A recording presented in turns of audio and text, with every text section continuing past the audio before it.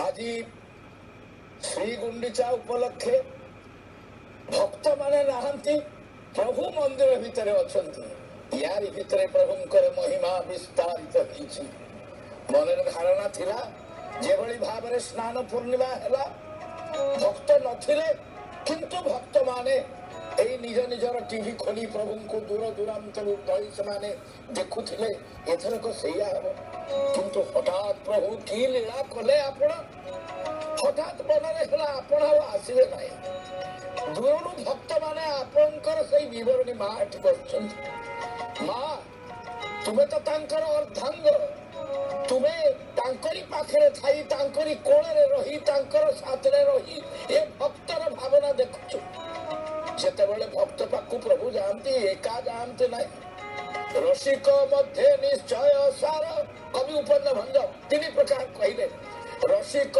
मध्ये निश्चय सार जगत प्रभुर थांग धर कामिनीति एड़े कमलांकु केवे करी न पारंती खेळे दूर मा कमला तुमे का तोते प्रभु के छाड़ती नहीं तू आसी देखिଛୁ सब कथा भक्तर हृदय कथा प्रभुर आखि तू मा तू देखिଛୁ भक्त मान भितर कि व्याकुलता सृष्टि होता आखिर धार धार लुह बही जाऊला कंपन सृष्टि होता जहाँ कहते बंधु प्रभु नथिले प्रभु दूर दूरांत को चली जाइए विदेशी आक्रमण भय ओडिशार राजा माने गजपति माने ए माने बण कांतार बुली हृद भितर नहीं समुद्र भितर नहीं ना बाही केउठारे प्रभु को लुचाई रखुले रथ नचला प्रभु थिबे घोर नव घन खाऊ जेबे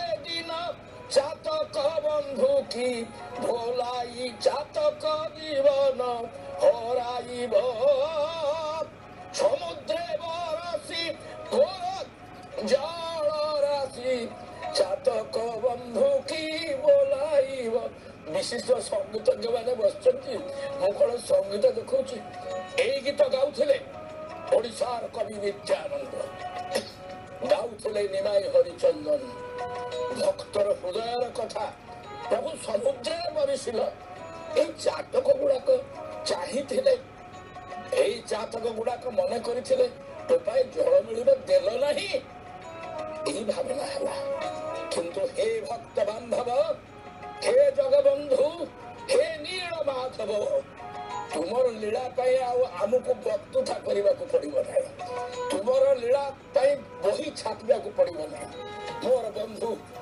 अनन्य अनुष्ठान जे कि प्रति वर्ष छापती पीतवास राउतराय से कहला आपण आम समर्पण हम कहीपर कि मुझे कौन कहबी ना गोटे चमत्कार है समस्त कहला आपणकर बही छपा ही पार ना 50 पृष्ठार खंड छाड़ी दिखाँ 900 पृष्ठार बही बाहर समर्पण पर दि जाए कौन न करें सी असंभव को संभव करती किंतु आपण ये जातक गुड़ा को चाहिए ना सुप्रीम कोर्ट जो देदेला फल आमर किसी कहबार अच्छे क्षण क्षण के बदल गल प्रभु पार्श्व परिवर्तन करदेला कौन दरकार वक्तुता वही छापार कौन दरकार जीवंत आदर्श तुम्हें किए कहे ये प्रतिमा नाटक लिखी प्रभु बहुत उपन्यास लिखिं सुरेंद्र बाबू कहते मंदिर को भांगे मस्जिद या मूर्ति नहीं ये कौन मूर्ति ये कौन प्रतिमा ये प्राणवंत ये केबेठु तैयार है यार इतिहास सृष्टि करने पुराण माने चेष्टा कर प्रथम पुराण ब्रह्म पुराण अन्य पुराण अष्टादश पुराण ता भितरे हमर स्कंद पुराण विस्तृत भाव में सब किंतु से पुराण कौन कही पारिबो जे एई रूपरे एई भाव में प्रभु थिले एई दारु रूपरे ए भक्त बा ए भाई आपनकर मोर श्रोता बंधु माँ भाई मान आगे मुझे कहबी एई रूप सब काड़ा नहीं ए रूप इंद्रजम्न दे जाइछले जे कहउछन पुराण कहंतो हमर आपत्ति नाही इंद्रजम्न सत्य जुगर लोक ताधेर कली जुगर कथा मध्य स्कंद पुराण रही से चालू किंतु जतबेले प्रमोचा कंडु ऋषि जहांकर आश्रम अच्छी पुरी रे कंडु मुनि आश्रम मार्कंडेय आश्रम से कंडु ऋषि सत्य जुगर ऋषि ତାଙ୍କ କାହାଣୀ ବିଷ୍ଣୁ ପୁରାଣ ଗାଇଛି, ଭାଗବତ ଗାଇଛନ୍ତି। ସେ ତପସ୍ୟା କଲେ ଏଇ ତୀର୍ଥରେ ଯାହା ଅନନ୍ତ କାଳର ଏଇ ତୀର୍ଥ ଅଛି। ସେ ତପସ୍ୟା କଲେ। ତପସ୍ୟାରେ ଇନ୍ଦ୍ର ତ ସବୁବେଳେ ତାର ସିଂହାସନ କମ୍ପିଲା, ମୋ ପଦବୀ ନେଇଯିବ। ସୁନ୍ଦରୀ ଅପ୍ସରାକୁ ପଠେଇଲା। ସୁନ୍ଦରୀ ଅପ୍ସରାକୁ ଯେତେବେଳେ ପଠେଇଲା, ସେ ଅପ୍ସରା ଆସି ମୁଗ୍ଧ କରିଦେଲା ଋଷିଙ୍କୁ। ଋଷି ରହିଗଲେ ଯୁଗ ଯୁଗ ଧରି। ଯେତେବେଳେ ଚେତନା ଆସିଲା, ଯେତେବେଳେ ଚମକ ହେଲା, ଯେତେବେଳେ ଏଇ ଘୋର ମାୟାର ପୋଟଳ ଚିରିଗଲା, କଣ ହେଲା? ଆସିଗଲେ ପୁରୁଷୋତ୍ତମ ଦେବାୟତନ ଯଜୌ। ଏଇ ପୁରୁଷୋତ୍ତମ କ୍ଷେତ୍ରକୁ ଆସିଲେ। ଏଇଠି ବ୍ରହ୍ମପାର ମନ୍ତ୍ର ଜପ କଲେ। ଏଇଠି ବ୍ରହ୍ମ ଅଛନ୍ତି। ବ୍ରହ୍ମର କି ରୂପ? ଯୋଉ ରୂପ ହଉ ପଛେ ବ୍ରହ୍ମର ପ୍ରତୀକ ସେ। ପ୍ରଥମେ ଏଇ ବ୍ରହ୍ମପାର ମନ୍ତ୍ର ରୂପରେ ଥିଲେ। ଆମର ବେଦ ହଉଛି ମନ୍ତ୍ର। ଆମର ସେଇ ମନ୍ତ୍ର ରୂପରେ ବ୍ରହ୍ମ ଅଛନ୍ତି। ସେଇଠାରେ ତପସ୍ୟା କଲେ ଏବଂ ସେଇ ତପସ୍ୟାରେ ସେ ବ୍ରହ୍ମଙ୍କୁ ପ୍ରାପ୍ତ ହୋଇଥିଲେ। ମାର୍କଣ୍ଡ ଋଷି ଭାସି ଯାଉଥିଲେ। ଘୋର ପ୍ରଳୟ, ଯେତେବେଳେ ପ୍ରଳୟ ପ୍ରଳୟ ଜଳେ ପ୍ରଭୁ ଭାସି ଯାଉଛନ୍ତି ଗୋଟେ ବଟପତ୍ର ଧିଅରେ। ମାର୍କଣ୍ଡ ଋଷିଙ୍କୁ ଉଦ୍ଧାର କରୁଛନ୍ତି। ତାଙ୍କର ଘୋର ନିଶ୍ୱାସରେ ମାର୍କଣ୍ଡ ଋଷି ତାଙ୍କର ଗର୍ଭକୁ ଯାଇ ପାଇଲେ ନାହିଁ। ତାଙ୍କରି ରୂପ ଆଜି ଲେଟେଷ୍ଟ, ସର୍ବୋତ୍ତମ, ସର୍ବଶେଷ ଏଇ କଳିର ପ୍ରାନ୍ତରେ ଏ ରୂପ ସମ୍ପୂର୍ଣ୍ଣ ବ୍ରହ୍ମ ରୂପ। କିନ୍ତୁ ଯେତେବେଳେ ସେ ବାଳ ଗୋପାଳ ହେଇକି ଥିଲେ, ବଟପତ୍ରରେ ଭାସୁଥିଲେ, ସେତେବେଳେ ଏ ରୂପ ନଥିଲା। ସେତେବେଳେ ସେଇ ବାଳ ଗୋପାଳ ଯାହାଙ୍କୁ ପରବର୍ତ୍ତୀ କାଳରେ ଭକ୍ତମାନେ ବାଳ ଗୋପାଳ ବୋଲି ନିଜର ବୃଦ୍ଧାଙ୍ଗୁଳିକି ପାଟିରେ ପୁରେଇ ବଟ ବୃକ୍ଷ ତଳେ ରଖିଛନ୍ତି, ସେଇ ରୂପରେ ଭାସୁଥିଲେ। କେତେ ରୂପ, କେତେ ଭାବ। ଏଇ ହେଇଗଲା ମାଧବ ମାଧବ ମାଧବ ମାଧବ ମାଧବ ବାଚି ମାଧବ ମାଧବ ହୃଦି ଭଜନ୍ତି ସାଧବ ସର୍ବେ ସର୍ବକାର୍ଯ୍ୟେଷୁ ମାଧବ। ଓଡ଼ିଶାର ମାଧବ ସଂସ୍କୃତି ଚମତ୍କୃତ ହେଇଛନ୍ତି ଲୋକେ ମାଧବ ସଂସ୍କୃତିରେ। ସେ ମାଧବ କିଭଳି? ପ୍ରଥମେ ଦେଖାଗଲା ନୀଳ ମାଧବ। କିଛି ନାହିଁ, ଅପ୍ରାକୃତ ପ୍ରେମ ମୂର୍ତ୍ତି ଜୟ ରାଧା ହରି। ଅବ୍ୟକ୍ତ ଲୀଳାକୁ ବ୍ୟକ୍ତ କରବତରୀ। ଅପ୍ରାକୃତ, ସେ ପ୍ରାକୃତ ରୂପ ନେଲେ ମଧ୍ୟ ସେ ଅପ୍ରାକୃତ। ବଂଶୀଧାରୀ, ଛନ୍ଦାଚରଣ, ବଂଶୀ ବଜଉଛନ୍ତି, କିନ୍ତୁ ସେ ପ୍ରାକୃତ ରୂପ, ଅପ୍ରାକୃତ। ପ୍ରଭୁ ଯେତେବେଳେ ବିଜେ ହୁଅନ୍ତି ମନ୍ଦିରରେ, ତାଙ୍କର ଦୁଇ ରୂପ। ଯେତେବେଳେ ସେ ପୁରୁଷୋତ୍ତମ ଥିଲେ, ମାଧବ ରୂପ ଥିଲେ, ଶଙ୍ଖ ଚକ୍ର ଗଦା ପଦ୍ମ ସେ ଧରିକି ଥିଲେ, ଆମେ କଣ ଭାବିବା ସେ ବ୍ରହ୍ମ ରୂପ ନଥିଲେ? ଆମର ଏଇ ବର୍ତ୍ତମାନ ପ୍ରଭୁଙ୍କୁ ଯୋଉ ରୂପରେ ଆମେ ଥୋଇଛେ ଆଜି ଦାରୁରେ, ସେଇ ରୂପରେ କେବଳ ବ୍ରହ୍ମ, ଆଉ ଅନ୍ୟ ରୂପରେ ବ୍ରହ୍ମ ନୁହନ୍ତି। ନାହିଁ, ସେ ଅନ୍ୟ ରୂପରେ ବ୍ରହ୍ମ, ସେ ଦାରୁରେ ଖୋଜିଲେ ବ୍ରହ୍ମରେ ଲୀନ ହୁଅନ୍ତି। ବ୍ରହ୍ମରେ ମୁଁ ଟିକେ କଥା କହିଦିଏ ଯେ ଦଶମ ଯେତେବେଳେ ଆମର ଏଇ ସବୁ ଆଲୋଚନା ହଉଛି, ଆମର ଯିଏ ହଉଛନ୍ତି ସତ୍ୟନାରାୟଣ ରାଜଗୁରୁ, ଅତ୍ୟନ୍ତ ପୁରୁଣା ଐତିହାସିକ, ତାଙ୍କ ସାଙ୍ଗରେ କଥା ହେଲା। ଯେତେବେଳେ ଶିଳାଲିପି ଗୁଡାକ ସେ ପଢିଲେ, ନୃସିଂହ ମନ୍ଦିରରେ ଚୂନ ଲେପା ହେଇଥିଲା, ଜଗନ୍ନାଥ ମନ୍ଦିରରେ ଚୂନ ଲିପା ହେଇଥିଲା, ତାକୁ ଛଡେଇକିରି ପଢା ହେଲା। ଓଡିଶାର ଏକମାତ୍ର ଲୋକ ପଢିଲେ। ତେଣୁ ସେତେବେଳେ ଜଗନ୍ନାଥ ନାଁ ନାହିଁ କୋଉଥିରେ, ପୁରୁଷୋତ୍ତମ। ତେଣୁ ଇଏ ହଉଛନ୍ତି ବିଷ୍ଣୁ ସ୍ୱରୂପ ଭାବରେ କଳ୍ପନା କରାଯାଇଛି। ଚୋଡ଼ଗଙ୍ଗ ଯେତେବେଳେ କରିଛନ୍ତି, ବିଷ୍ଣୁ ମନ୍ଦିର କରିଛନ୍ତି, ଏବଂ ବହୁ ପରେ ଯେତେବେଳେ ସେ ବିଷ୍ଣୁ ସୂର୍ଯ୍ୟ ମନ୍ଦିର କଲେ ନରସିଂହ ଦେବ, ତାକୁ ମଧ୍ୟ ରଥ ଆକାରରେ କରାଗଲା। ସେତେବେଳେ ରଥ ଚିନ୍ତାଧାରା ଧୀରେ ଧୀରେ ଜନ୍ମ ଲାଭ କରୁଥିଲା। ତେଣୁ ଏ ରଥଟା ହଉଛି, ସେତେବେଳେ ସିଏ କହୁଥିଲେ, ଆମେ ତାଙ୍କ ସାଙ୍ଗେ ଯୁଦ୍ଧ କରୁଥିଲୁ ଯେ ସବୁ ଗୁଡାକ ଆନ୍ଧ୍ରରୁ ଆସିଛି। ତାରା କଳିଙ୍ଗରେ ଶାସନ କରୁଥିଲେ ଚୋଡ଼ଗଙ୍ଗ ଦେବ। ସୀମାଞ୍ଚଳଟା କଳିଙ୍ଗ ଅଞ୍ଚଳ ଭିତରେ ଥିଲା। ସେଠି ପ୍ରଭୁଙ୍କର ଏଇ ଯୋଉ ଉତ୍ସବ ହୁଏ, ତାକୁ କୁହାଯାଏ କଲ୍ୟାଣ ଉତ୍ସବ, ବିବାହ ଉତ୍ସବ, ଲକ୍ଷ୍ମୀ ନାରାୟଣଙ୍କ ବିବାହ ଉତ୍ସବ। ଏଠି ଆପଣ ଦେଖନ୍ତୁ, ରୁକ୍ମିଣୀ, ଆମେ ତ ସୁଖଦେବ ବାବୁ ଅଛନ୍ତି ବିଷୟରେ ଗବେଷକ ମଧ୍ୟ, ଏ ବିଷୟରେ ରୁକ୍ମିଣୀ ଏବଂ ଶ୍ରୀକୃଷ୍ଣଙ୍କର ରୁକ୍ମିଣୀ ହରଣ ପରେ କଇଁଛାଳ ବିଭାଗରେ ପଡିଛି, କଉଡି ପଡିଛି, ତାରି ପରେ ରଥ ଆସୁଛନ୍ତି। ଯେତେବେଳେ ପ୍ରଭୁ ଫେରିବେ, ସେତେବେଳେ ପୁଣି ସେ ଗଇଁଛାଳ ଫିଟା ହବ। ତେଣୁ କଲ୍ୟାଣ ଉତ୍ସବ ସହିତ ଏବଂ ସେ କଲ୍ୟାଣ ଉତ୍ସବ ଯୋଉ ରଥ, ସେ ଯେମିତି ଆମର ଶ୍ରୀ ବିରଜା ମାଙ୍କର ରଥଟା କେବଳ ମନ୍ଦିର ଚାରିପଟେ ବୁଲି ଯାଉଛି। ସେତେବେଳେ ଯେତେବେଳେ ଚତୁର୍ଭୁଜ ପ୍ରସ୍ତର ମୂର୍ତ୍ତି ଥିଲେ ସୁଦରାନନ୍ଦ ଆମର ସତ୍ୟନାରାୟଣ ରାଜଗୁରୁ ପ୍ରମାଣ କରୁଛନ୍ତି ଦେଖାଉଛନ୍ତି ଶିଳାଲିପି। ତେଣୁ ତାରି ଧିଏରେ ସେ ଯୋଉ ପୁରୁଷୋତ୍ତମ ମୂର୍ତ୍ତି ଯାହାଙ୍କୁ ଆମେ ସ୍ଥାନାନ୍ତର କରିପାରିଲେ ନାହିଁ, ତେଣୁ ଦାରୁ ମୂର୍ତ୍ତି କଲେ ଯିଏ ସ୍ଥାନାନ୍ତର ହେଇପାରିବେ। ଯଦି ଦାରୁ ମୂର୍ତ୍ତି ହେଲେ ରଥ କରିବ। ତେଣୁ 10ମ ଶତାବ୍ଦୀ ପର୍ଯ୍ୟନ୍ତ ଯୋଉମାନେ ଓଡ଼ିଶାର ବିଶିଷ୍ଟ ସ୍ମୃତିକାର ଧର୍ମଗ୍ରନ୍ଥ ଲେଖିଛନ୍ତି ସେମାନେ ବିଷ୍ଣୁ ମନ୍ଦିରରେ 12 ମାସରେ 12 ଜାତ କରିଛନ୍ତି। ସେ 12 ଜାତ ଭିତରେ ରଥ ନାହିଁ। ସେତେବେଳେ ରଥ ହଉନଥିଲା, ରଥର ଦରକାର ନାହିଁ, ସେତ ମନ୍ଦିରରେ ମୂର୍ତ୍ତି ଅଛନ୍ତି। ଯେତେବେଳେ ମୂର୍ତ୍ତି ଯାଇ ଆମର ଦାରୁ ମୂର୍ତ୍ତି ହେଲେ, ଏଇଟା ହଉଛି ଗୋଟେ ଡିଡକ୍ସ ଚିନ୍ତାଧାରା। ଇଏ ଅଭ୍ରାନ୍ତ ଚିନ୍ତା ନୁହେଁ, ଏବଂ ଡିବେଟେବଲ।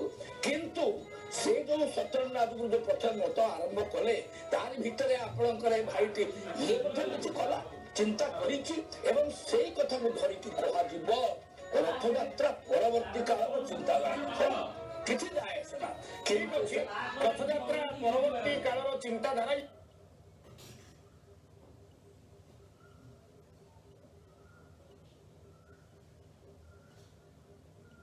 ମଧ୍ୟ ଗବେଷଣା ସାପେକ୍ଷ ବିଭିନ୍ନ ପ୍ରକାର ଚିନ୍ତା କରାଯାଇଛି। ଆମେ ମନ୍ଦିରକୁ ଦେଖିଲେ ଯଦି ଆମେ ଯିବା ମନ୍ଦିର ଭିତରେ ଦେଖୁଛେ ଗୋଟିଏ ସୁନ୍ଦର ଭୋଗ ମଣ୍ଡପ, ଭୋଗ ମଣ୍ଡପ ପରେ ଦେଖୁଛେ ସୁନ୍ଦର ନାଟ ମଣ୍ଡପ 16 ଖମ୍ବ ଉପରେ ଠିଆ ହେଇଛି।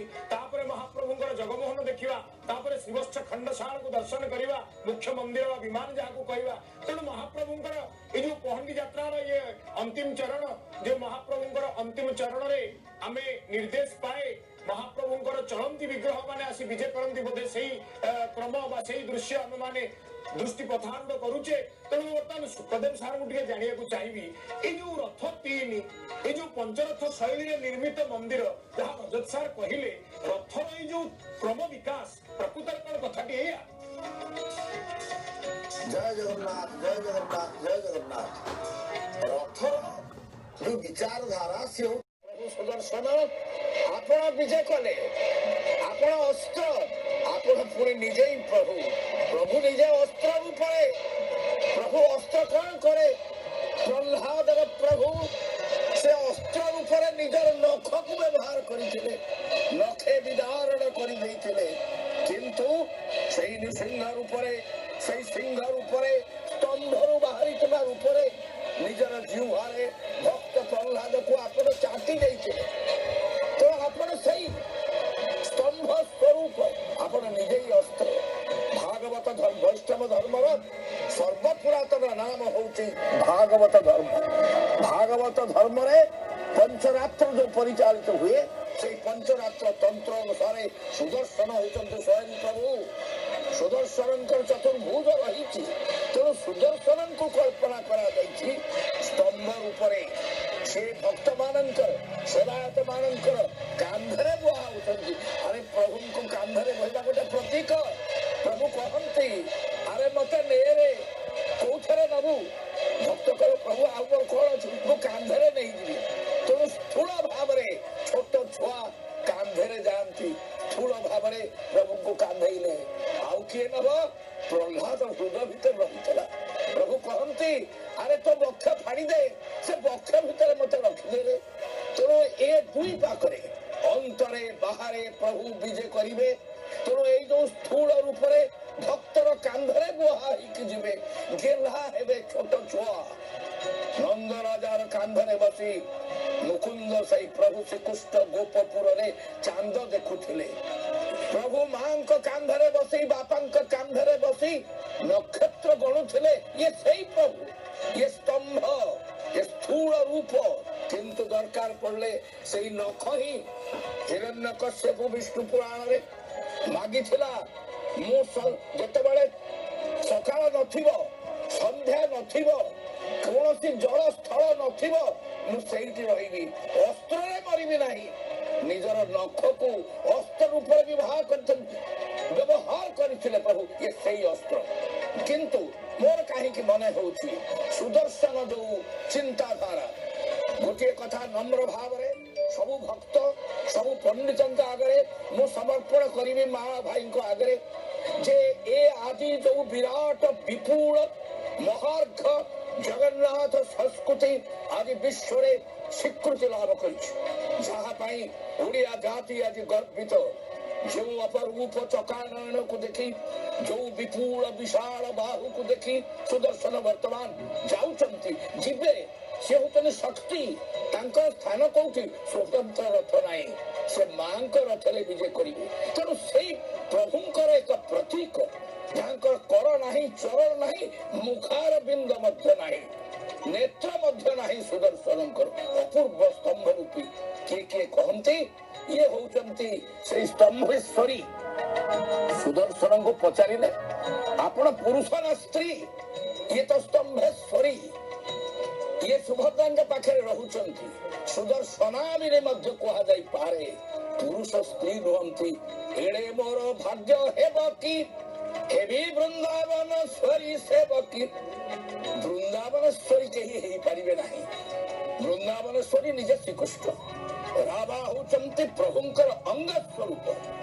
ରାଧା ଭାବରେ, ସ୍ତ୍ରୀ ଭାବରେ ପ୍ରଭୁ ସ୍ୱାନ୍ତ ସୁଖାୟ ନିଜେ ନିଜର ସେ ସୁଖ ଦେଖନ୍ତି। ପ୍ରଭୁ ନିଜେ ନିଜର ସୁଖ ଦେଖନ୍ତି। ରାଧା ରାଧଇତା ପିଠା ପଣାଠୁ ଆରମ୍ଭ କରି ପତିଦିଅ ତିଆରି ହଉଛନ୍ତି।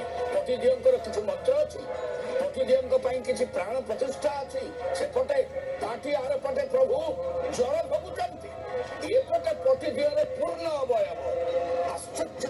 ଯାହାଙ୍କର ହାତ ନାହିଁ, ଅଙ୍ଗୁଳି ନାହିଁ, ବେକ ନାହିଁ, କର ଚରଣ ନାହିଁ, କିନ୍ତୁ ସେ ସମ୍ପୂର୍ଣ୍ଣ ଅବୟବବନ୍ତ। ତାଙ୍କର ମୁଛ ରହିଛି ବୀର କେଶ, ମାର ଚାରିଭୁଜ, ୟାଙ୍କର ଚାରିଭୁଜ, ଏ ବିଭିନ୍ନ ଭାବରେ ଭୁବନେଶ୍ୱର ରୂପରେ। ତେଣୁ ତାକୁ ଯିଏ ପତିଦିଅ ତିଆରି କରିଛି, ମନ୍ତ୍ର ହଉଛି ଭକ୍ତି, ଶ୍ରଦ୍ଧା।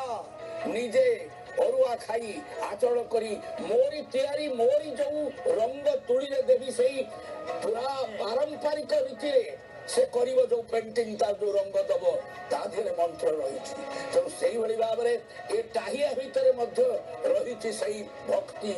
ଓହ ପ୍ରଭୁ, ମୁଁ ଯାହା ଆଜି ତିଆରି କରୁଛି, ସତେ କଣ ତୁମ କ୍ଷୀରକୁ ଶୋଭା ପାଇବ? ପାଇବ ପାଇବ। ଟାହିଆ ମହାପ୍ରଭୁଙ୍କ ଦେଖିକିରି ପହଣ୍ଡିତ ଆମେ କହୁ, ପହୁଣ୍ଡ ପକେଇ ପ୍ରଭୁ ଆସୁଛନ୍ତି। ଛୋଟ ଛୁଆଟେ ଆସୁଛି, ଗେହ୍ଲା ହବା ପାଇଁ ଆସୁଛି, କାଖ ହବା ପାଇଁ ଆସୁଛି, ଆଲିଙ୍ଗନ କରିବା ପାଇଁ ଆସୁଛି। ସେ ଆସିଲା ବେଳେ ତା ମୁଣ୍ଡରେ ଯୋଉ ଦିଆଯାଇଛି ଟାହିଆ, ରାଘବ ମଠ ତାକୁ ଯୋଉ କରିଛନ୍ତି, କି ସୁନ୍ଦର ଓଡ଼ିଆ ଜାତିର ସେଇ କଳା ପ୍ରାଣ, ତାର ଅପୂର୍ବ ପ୍ରତୀକ। ଷୋଲରେ ତିଆରି ହେଇଛି। ପ୍ରଭୁ ଝୁଲୁଛନ୍ତି, ମୁକୁଟ ଝୁଲୁଛି। ମୁକୁଟର ସର୍ବାଗ୍ରେ ଦୁବ ରହିଛି। ଦୁବ ଠାରୁ ଆବ୍ରହ୍ମ ସ୍ତମ୍ଭ ପର୍ଯ୍ୟନ୍ତ, ବ୍ରହ୍ମ ସର୍ବୋଚ୍ଚ ଶୀର୍ଷ ସ୍ଥାନ ସ୍ତମ୍ଭ ଦୁବ କେରାଏ, ଯାହାକୁ ଆମେ ପାଦରେ ଦଳି ଦଉଛେ, ତଥାପି ସେ ଦଳି ହଉନାହିଁ। ତାର ମୃତ୍ୟୁ ନାହିଁ, ଅମୃତର ପ୍ରତୀକ। ସେଇ ଦୁବ ଟାହିଆ ଭିତରେ ରହିଛି। ତାକୁଇ ଭକ୍ତମାନେ ଟିକେ ଟିକେ ନେଇ ଯାଇ ପାଆନ୍ତି। ତେଣୁ ସେ ଦୁବ ହଲୁଛି, ସୋଲ ହଲୁଛି, ସତେ ଯେପରି ଅନନ୍ତ ନାଗ ପ୍ରଭୁଙ୍କର ଶୀର୍ଷ ଦେଶକୁ ପୁରାପୁରି ଢାଙ୍କିକି ରଖିଛି। ଚିନ୍ତିବା ଦେଖି ଜଗନ୍ନାଥ, ଫଳାରେ ଡାକିଲା ଅନନ୍ତ। ସୁନ୍ଦର ସୁନ୍ଦର ଉପମା ଦେଲେ। ଆହା, ଚିନ୍ତିବା ଦେଖି ଜଗନ୍ନାଥ ଫଣାରେ ଢାଙ୍କିଲା। ଟାହିଆ ଆଜି ମହାପ୍ରଭୁଙ୍କର ସୁନ୍ଦର ଛତ୍ର ସ୍ୱରୂପ ହିଁ ମହାପ୍ରଭୁଙ୍କର ମଥାକୁ ସୁନ୍ଦର ଭାବରେ ଘୋଡେଇ ଦେଇଛନ୍ତି। ଆଉ ଗୋଟିଏ କଥା ମଧ୍ୟ ବିଚାରକୁ ଆସୁଛି ରଜତ ସାର୍, ଏଇ ଯୋଉ ମହାପ୍ରଭୁଙ୍କର ଟାହିଆ, ଭୁଜେ ସଭ୍ୟ ବେଣୁ ଶିରସି ଶିଖି ପୁଚ୍ଛମ କଟି ତଟେ, ଲାଗୁଛି ଇଏ ବୋଧେ ସେଇ ମୟୂରର ଚୂଳ, ଇଏ ସେଇ କହ୍ନେଇ, ଇଏ ସେଇ ବଳରାମ, ଇଏ ସେଇ ସୁଭଦ୍ରା, ଇଏ ବୋଧେ ସେଇ ଗୋପପୁରର ଦାଣ୍ଡ। ହଁ, ମୟୂର ତ ସେଇ। ମୟୂର କାହିଁକି ରଖିଲେ ମୟୂର ଚୂଳ? ମୟୂର ପୁରୁଷତ୍ୱର ପ୍ରତୀକ, ବ୍ରହ୍ମଚର୍ଯ୍ୟର ପ୍ରତୀକ। ମେଘ ଦର୍ଶନରେ ମୟୂର ଅପୂର୍ବ ନୃତ୍ୟ କରେ ଏବଂ ସେଇ ନୃତ୍ୟରେ ଆନନ୍ଦରେ ତାର ବଂଶ ବୃଦ୍ଧି କରିବା ପାଇଁ ଯୋଉ ନୃତ୍ୟ କରିଥାଏ, ତାର ଯୋଉ ବୀର୍ଯ୍ୟସ୍ଖଳନ, ତାର ଯୋଉ ହେଇଥାଏ, ପତନ ହେଇଥାଏ, ତାକୁ ହିଁ ମୟୂର ଖାଏ। ସଙ୍ଗମ ନାହିଁ, ଦେହ ଅଙ୍ଗ ସଙ୍ଗ ନାହିଁ, ଦୂରାନ୍ତରେ ରହି ବଂଶ ବୃଦ୍ଧି ହୁଏ। ତେଣୁ ସେଇଭଳି ଏକ ପ୍ରତୀକ ମୟୂର। ତାକୁ ନାରୀ ପ୍ରଲୋଭିତ କରିପାରେ ନାହିଁ। ପୁରୁଷର ଶୌର୍ଯ୍ୟରେ, ପୁରୁଷର ବୀର୍ଯ୍ୟରେ, ପୁରୁଷର ଗାମ୍ଭୀର୍ଯ୍ୟରେ ମୟୂର ତାର ପକ୍ଷ ବିସ୍ତାର କରି, ଏଇଭଳି ପକ୍ଷ ବିସ୍ତାର କରି ତାର ମୟୂର ଛିଡା ହେଇଛି।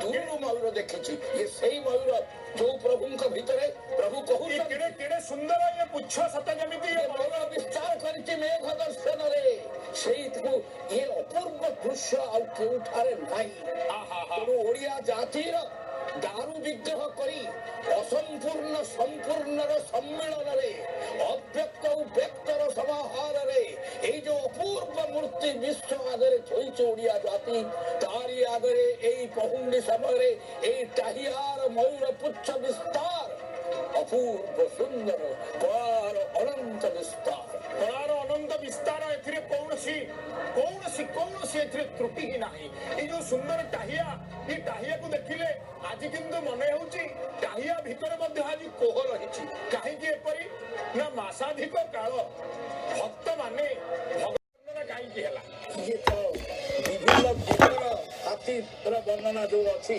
ता सांगरे ओडिया जाति यांकु कालिया हाथी धड़ा हाथी बोली कहे तेणु से हाथी भले झुली झुली प्रभु आसुचंती हाथी झुलु थाए किया कंदा खाइबा तेणु माँ छुआ को झुलाए ओडिया जाति सहित ये प्राण मिशी जाइछि प्रभुंकर तेणु ए होउछि ए ठाकुरंकर वैशिष्ट्य ये मंदिर रे रहउछि नाही केवल ये जनसाधारण के भितरे मंदिर में थाई मध्य जनसाधारण के भितरे हाथी झुलु थाए किया कंदा खाइबा किंतु मो कान है झुलुची कोउति पाई तेणु ओडिया जाति ए जगन्नाथ जहां को आमे कहते उपनिषदर ब्रह्म जहां को कहते सर्वव्यापी जहां को कहते शून्य पुरुष ओडिया जातिर मां ओडिया जातिर पिला माने छोटो ही निश्चय हसुचंती गोपी माने जेमती हसुतले अरे ये तो आम कान्हा दो वर्ष बेचन हरि मिलन एक पंथा दो आकाश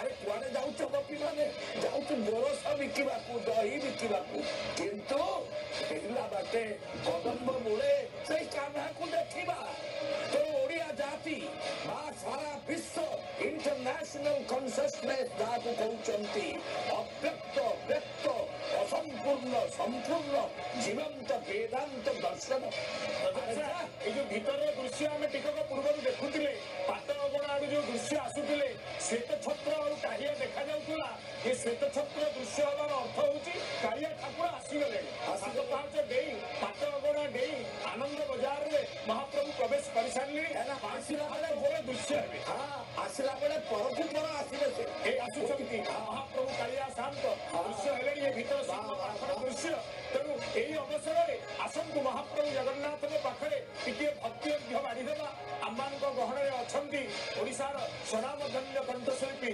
शिल्पी शरत नायक कंठरे तांकर भगवानकर दिव्य नामामृत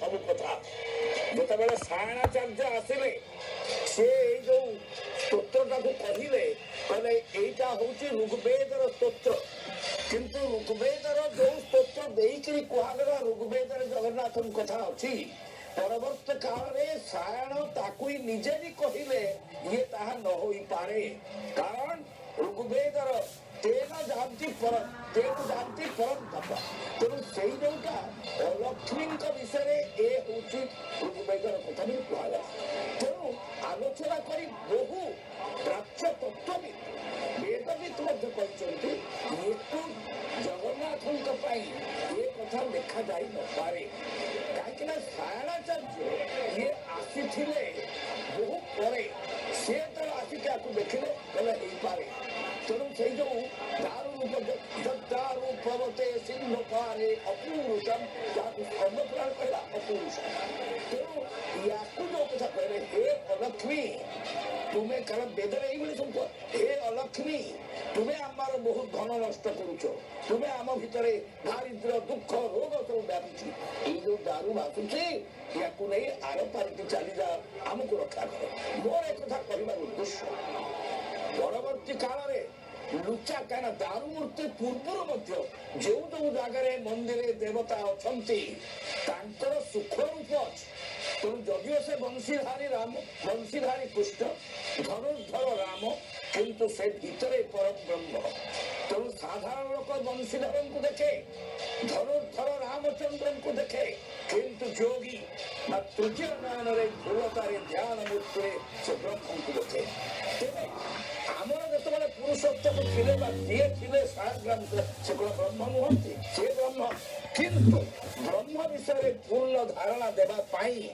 ଯେତେବେଳେ ହେଲା ମନ୍ଦିରରେ ଆଉ ପ୍ରସ୍ତର ମୂର୍ତ୍ତି ରଖିବା ନାହିଁ ପ୍ରସ୍ତର ମୂର୍ତ୍ତି ସ୍ଥାନାନ୍ତରିତ ହେଇପାରିବେ ନାହିଁ ଗଜପତି ତାଙ୍କୁ ଧରି ଚିଲିକା ହ୍ରଦ ଚାରିକୂଳେ ପୁରୁଷୋତ୍ତମ ପ୍ରସ୍ତର ମୂର୍ତ୍ତି ହେଇପାରିବ ନାହିଁ ତେଣୁ ଯେତେବେଳେ ଚିନ୍ତା କରାଯାଇଛି ଦାନବ ମୂର୍ତ୍ତି ହେବେ ଦାରୁ ମୂର୍ତ୍ତି ହେବେ କି ମୂର୍ତ୍ତି କରିବା ଚିନ୍ତା କରି ସେଇ ବେଦାନ୍ତ ପ୍ରତିପାଦ୍ୟ ସେଇ ମହାନ ପୁରୁଷ ତମସଃ ପରସ୍ତ ଆଦିତ୍ୟ ବର୍ଣ୍ଣଂ ତମସଃ ପରସ୍ତ ସେଇ ଚିତ୍ରଟା କରିବା କେମିତି କରିବା ପ୍ରତୀକ ମୂର୍ତ୍ତି କରିବା ଏ ପ୍ରତୀକ ପୂଜା ସବୁବେଳେ ଥିଲା ଶିବଲିଙ୍ଗ ପ୍ରତୀକ ପୂଜା ଶାଳଗ୍ରାମ ପ୍ରତୀକ ପୂଜା ତେଣୁ ସେଇ ପ୍ରତୀକ ପୂଜାଟା କରି ଏମିତି ମୂର୍ତ୍ତି ଦାରୁରେ ରଖିବା ଜାତିର ଗୋଟେ ମୁହୂର୍ତ୍ତରେ ଏ ଚିନ୍ତା ଆସିଲା ନିଶ୍ଚୟ ଏଇଟା ମୁଁ ସବୁବେଳେ କହି ଆସିଛି ତେଣୁ ସେଇ ମୂର୍ତ୍ତି ଆଜିର ମୂର୍ତ୍ତି ଅତ୍ୟନ୍ତ ଚମତ୍କାର ଦାର୍ଶନିକ ଚିନ୍ତାଧାରାର ଶୀର୍ଷ ସେଇ ମୂର୍ତ୍ତି କିନ୍ତୁ ଭିତର ଦେଖନ୍ତୁ ରଥକୁ ଦେଖିଲେ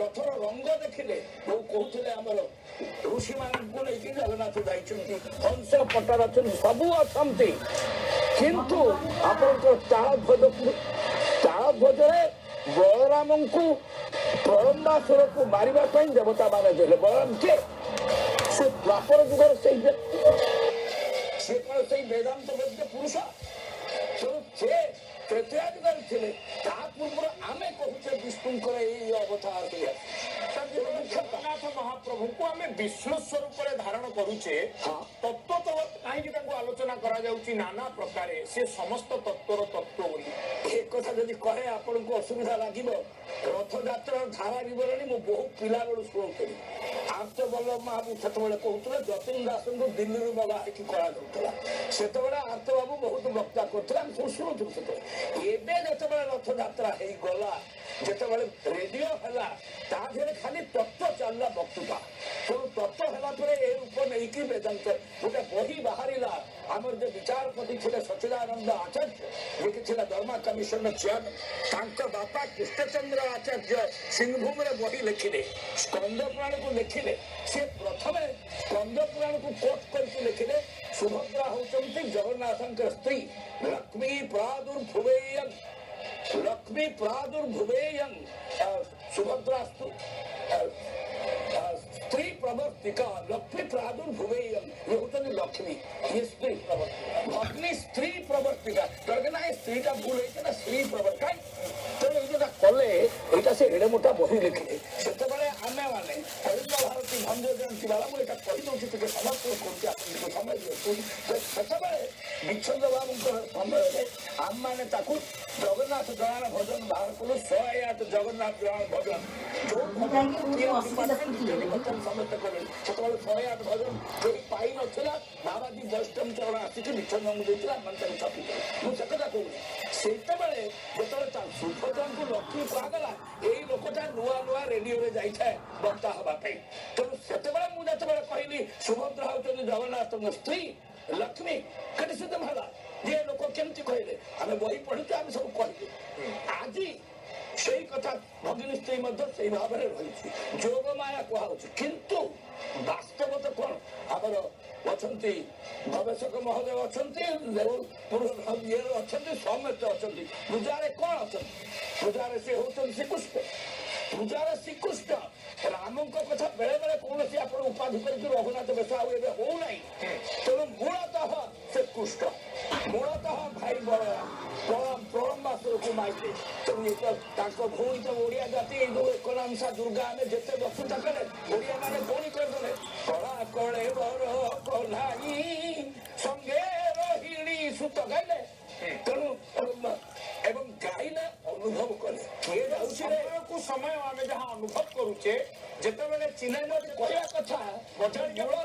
ସବୁ ପରିବର୍ତ୍ତନ ହେଇଛି। ମୂଳତଃ ଯିଏ ଥିଲେ କୃଷ୍ଣ, ବଳରାମ ଏବଂ ଦେବୀ ସୁଭଦ୍ରା ବା ଦୁର୍ଗା, କାରଣ ଦୁର୍ଗା ତାଙ୍କ ଭଉଣୀ ହେଇକି ଥିଲା, ସେଇ ହେଇଗଲେ। ତାଙ୍କୁ କିନ୍ତୁ ଯେତେବେଳେ ପରବର୍ତ୍ତୀ କାଳରେ ଚିନ୍ତା କରାଗଲା, ଦାରୁ ପ୍ରକାରକୁ ପ୍ରତୀକ ମୂର୍ତ୍ତି କରାଗଲା। ଏଭଳି ଗୋଟିଏ ମୂର୍ତ୍ତି ଯାହାକୁ ଆମେ ବ୍ରହ୍ମ କହିପାରିବା, ଯୋଉ ମୂର୍ତ୍ତିକୁ ସୂର୍ଯ୍ୟ କହିପାରିବା, ଯୋଉ ମୂର୍ତ୍ତିକୁ କହିପାରିବା ଇଏ ହଉଛନ୍ତି ଗଣେଶ। ତେଣୁ ଏଭଳିଆ କନଭିନିଏଣ୍ଟ ୱାର୍କିଂ ହାଇପୋଥେସିସ୍ ଯୋଉ କନଷ୍ଟିଟ୍ୟୁସନ କୁହାଯାଏ ବ୍ରିଟିଶ କୁଇନ୍, ଏତେ ଗୋଟେ ବଡ ସୁନ୍ଦର କଥା ଆସିଲା ଯେ ଏପରି ଏକ ପ୍ରତୀକାତ୍ମକ ବିଗ୍ରହ ହେଲେ ୟାଙ୍କୁ ରାମ ସଜେଇ ହବ, ୟାଙ୍କୁ କୃଷ୍ଣ ସଜେଇ ହବ। ଆଲୋଚନା କରାଯାଇଛି, ମୁଁ ସେ ବିଷୟରେ ଟିକେ ଟିକେ ଆଲୋଚନା କରୁଛି। ୟାକୁ କନଭେନସନାଲ ଜିନିଷ ଲୋକମାନେ ଗ୍ରହଣ କଲେ ନାହିଁ। ଇଏ ରାମ, ମୁଁ ଟିକେ ଏଇଟା କହିଦିଏ, ଇଏ କୃଷ୍ଣ ନୁହନ୍ତି, ଇଏ ବଳରାମ ନୁହନ୍ତି, ଇଏ ହାଉ କ୍ୟାନ୍ ୟୁ ମେକ୍ ହିମ୍ କୃଷ୍ଣ? ଇଏ ଏଡେ ବଡ ବିରାଟ ଆଖି, ଆଙ୍ଗୁଳି ନାହିଁ, କିଛି ନାହିଁ। ଗୋଟେ କହିଲେ ଶବରଙ୍କର ଦେବତାକୁ ଦେଖିକିରି ତାଙ୍କର ଯୋଉ ଥିଲା ଗଲା ଜଗା ପେନ ଫେନ ସବୁ ଚାଲିଲା। ମୂଳତଃ ଯିଏ ଥିଲେ କୃଷ୍ଣ, ବଳରାମ, ସୁଭଦ୍ରା, ତାଙ୍କୁ ବେଦାନ୍ତ ପ୍ରତିପାଦିତ ମୂର୍ତ୍ତି କରିବା ପାଇଁ କନସେପ୍ଟ ଆଟେମ୍ପ୍ଟ ନେଇକିରି ଦିଆଗଲା। ତେଣୁ ସୁନ୍ଦର କଥା ଏକଥା କରାଯାଇଛି। ଏବଂ ମୁଁ ଫେରିବି ଆପଣଙ୍କ ପାଖକୁ, କିନ୍ତୁ ଆଉ ଟିକେ